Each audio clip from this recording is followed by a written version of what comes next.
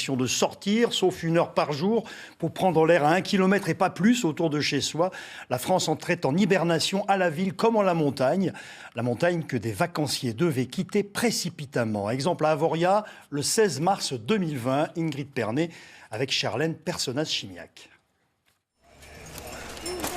Ça fait un peu, j'allais dire, entre guillemets, fin du monde, quoi. Donc, et puis c'est très bizarre de voir Avoria, quand on connaît Avoria, avec tous ces gens qui se baladent, qui ne savent pas trop quoi faire, et puis qui vont partir. Je crois que la gare est un peu saturée en ce moment, parce que tous les gens s'en vont, quoi. En 48 heures, la station a évacué entre 8 000 et 10 000 personnes. Une situation inédite et irréelle pour ces professionnels. Depuis hier, ils gèrent les départs à l'approche du quai d'embarquement.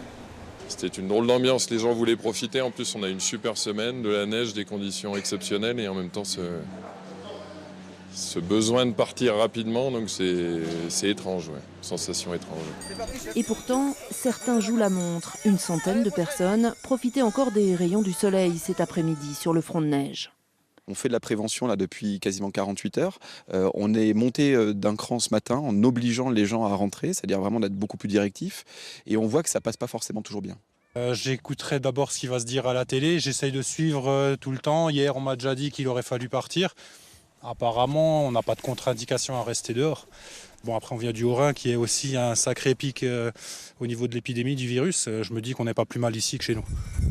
Avoria n'a pas perdu ses allures de carte postale, mais toute son ambiance. L'humeur est chagrine en ce début de mois de mars, alors qu'il reste environ 25% des objectifs à réaliser pour les professionnels. Ils perdent 2 mois importants. Tous ont lâché leurs salariés saisonniers. Certains ne sont pas encore partis, mais cela ne saurait tarder.